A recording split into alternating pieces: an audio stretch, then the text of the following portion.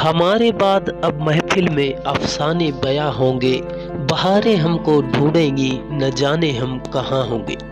8 दशक तक अपनी मखमली आवाज से करोड़ों दिलों पर राज करने वाली भारत रत्न स्वर कोकिला लता मंगेशकर का 92 वर्ष की उम्र में रविवार सुबह मुंबई के ब्रीच कैंडी अस्पताल में निधन हो गया।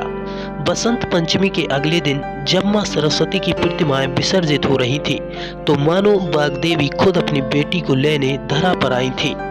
लता दीदी का पार्थिव शरीर दोपहर उनके पेडर रोड स्थित निवास प्रभु कुंज ले जाया गया और शाम को शिवाजी पार्क में राजकीय सम्मान के साथ अंतिम संस्कार कर दिया गया।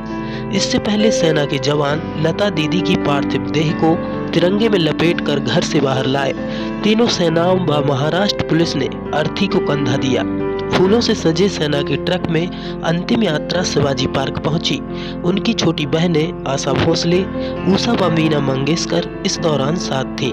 केंद्र और उत्तर प्रदेश सरकार ने लता दीदी के सम्मान में 2 दिन के राष्ट्रीय शोक की घोषणा की है। इस दौरान देश भर में राष्ट्रीय ध्वज आधा झुका रहेगा। वहीं महाराष्ट्र में सोमवार को सार्वजनिक अवकाश रहेगा।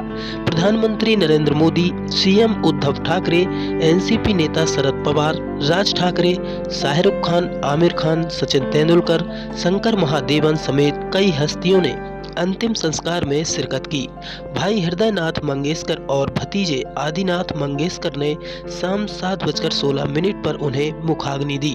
ब्रीच कैंडी अस्पताल के डॉक्टर प्रतीत समदानी ने बताया कि कोरोना संक्रमण के बाद लता दीदी को 8 जनवरी को भर्ती किया गया था।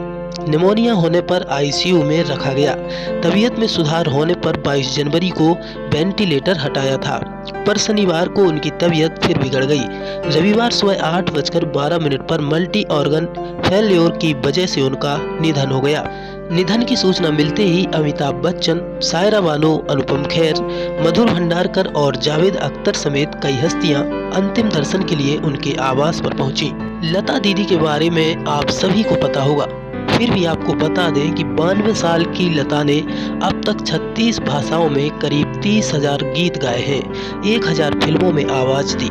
यह अपने आप में रिकॉर्ड है। 16 दिसंबर 1941 को रेडियो के लिए पहली बार 2 गीत गाए थे। इसी दिसंबर में उसे 80 साल पूरे हुए थे। सुर सरस्वती लता मंगेशकर के निधन के बाद पूरा देश शोक में डूबा हुआ है। भारत के प्रसिद्ध बांसुरी वादक पंडित हरिप्रसाद चौरसिया ने लिखा है, स्वर और लता को एक साथ पैदा किया भगवान ने। स्वर और लता का जो मिलाप था, जो जोड़ी थी, मैंने अपने जीवन में ऐसा और दूसरा कोई उदाहरण कभी नहीं देखा और ना ही सुना। कितने साल से उन्होंने गाना बंद कर रखा था, लेकिन इतने सालों में कोई ऐसा नहीं दिखाई पड़ा जो उनके करीब भी हो। पंडित हरिप्रसाद चौरसिया ने आगे लिखा है, ये कुछ अलग बात है। उनका नाम, उनका गुण, उनका परिवार सब अलग ही चीज है। बिल्कुल उम्र तो सबकी होती है और सबको एक दिन जाना पड़ता है, लेकिन ऐसा लगता है भगवान ने लता जी के लिए कुछ खास इंतजाम कर रखा था। आखिर उन्होंने भगवान की सेवा भी बहुत की है। आप देखिए कि अपने गले से, अपने सुरों से उन्होंने भगवान को पूरी दुनिया में लोगों के बीच किस प्रकार पहुंचाया है।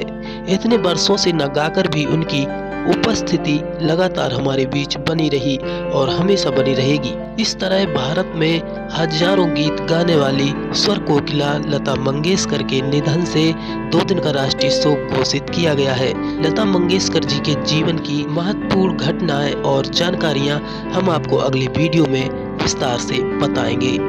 भारत रत्न लता मंगेशकर को विनम्र श्रद्धांजलि। इस वीडियो में इतना ही। नमस्कार।